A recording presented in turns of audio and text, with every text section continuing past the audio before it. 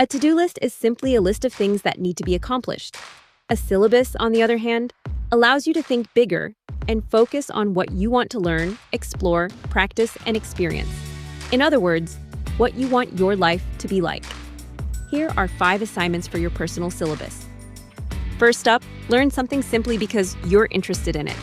We can become very identified by our careers, so much so that we can sometimes forget we are more than just lawyers.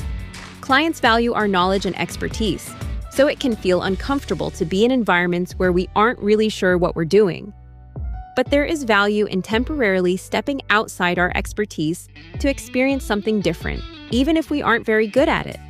In fact, since many of us spend our workdays being the person who is supposed to know the answer, it can be restorative to not be that person for a change.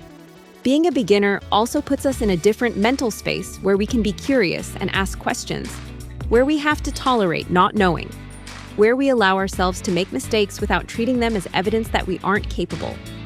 The point isn't to become good at something.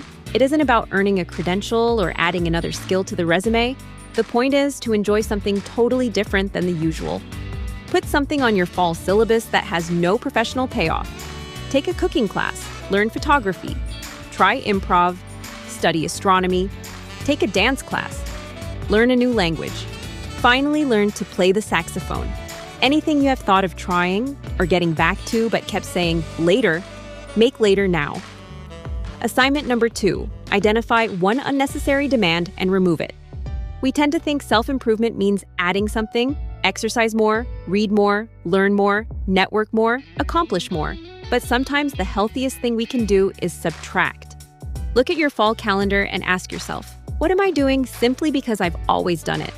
Do I really need to keep doing it? Maybe you don't need to respond immediately to every email. Maybe you can stop attending a meeting that is no longer necessary. Maybe you can stop hosting the family Thanksgiving. Maybe you can decline an obligation you've been accepting out of guilt. This isn't about becoming more efficient so you can squeeze more into your day. It is about creating space. Ensure your personal syllabus has at least one thing that is officially canceled. For our 3rd assignment, schedule something you can look forward to. Our calendars are very good at showing us what we have to do, but how often does your calendar contain something that makes you think, I can't wait for that? Anticipation matters. Having something to look forward to makes the future brighter. It also reminds us that our calendar isn't just a place for all the things we have to do, it's also a space for things we get to do. Put something on the schedule that you genuinely want to do. It doesn't have to be expensive or elaborate. Go to a concert, plan dinner with a friend, visit a museum, or get tickets to a show. Take a hike, plan a weekend morning at your favorite place. Even a movie you've been wanting to see can give an otherwise ordinary week a little lift. 4th assignment, give one relationship more attention than you normally do. Often when work gets busy, relationships receive whatever time happens to be left over. We answer the important emails and return priority calls. We meet the deadline, we finish all the steps in the project. Then we realize we haven't spent quality time with our family in weeks, or talked with a dear, long-distance friend in months. This fall, choose one relationship you want to nurture by choosing one person and at least one concrete thing you'll do to nurture the relationship. Maybe it is your spouse or partner, or a friend you've lost touch with over the years. It could be a colleague you would enjoy knowing beyond your professional roles, or a family member you've been meaning to call. Once you know which relationship you'd like to nurture, decide what you'll do. Schedule a monthly dinner, take a walk together each week at the same time. Call instead of texting. Have a conversation without looking at your phone. Ask a question you've never asked before. And our final assignment, do something that produces absolutely nothing. If you are like me, this may be the hardest assignment on the syllabus. We can turn everything into an opportunity for improvement and productivity. Thinking if it's not productive, then what's the point? But we don't need to use every single minute productively. Instead, we need to experience things simply because we enjoy them. If you can't remember the last time you did something that had no measurable outcome and no productivity benefit, this might be exactly what belongs on your fall syllabus. Instead of reading a book because it teaches you something, read a novel simply because you like the story.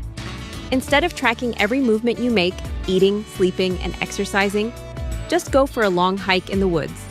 Instead of going to an event and taking photos to post on socials, just wander around a bookstore or museum.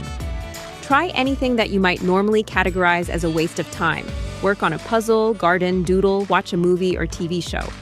As my dad once said to me, time you enjoy wasting is not wasted time. At the end of autumn, don't ask whether you checked every box.